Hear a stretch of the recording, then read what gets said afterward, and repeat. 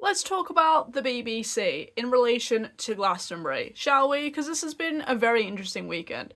So I've just made a short talking about the whole Bob Villain situation and and the fact that he's now been dropped by his talent agency and also had his visa revoked by the US, so he can't do any of his US tour show dates. But the other people who were going to do a similar thing to what he did was a group called Kneecap.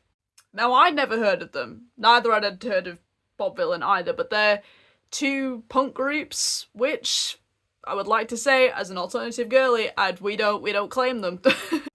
But it was very interesting to learn that this Kneecap group are linked to the IRA.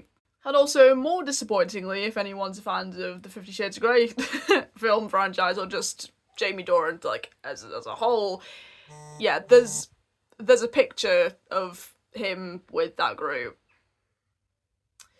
The world just keeps getting more mad. But the BBC chose not to broadcast Kneecap's set. But what was very interesting is obviously that they broadcasted Bob Villains. And it was like the morning, and it was very public, and I mean, we've all seen the clip, right? Two-tier media. It just gets mad, doesn't it? Let me know your thoughts in the comments.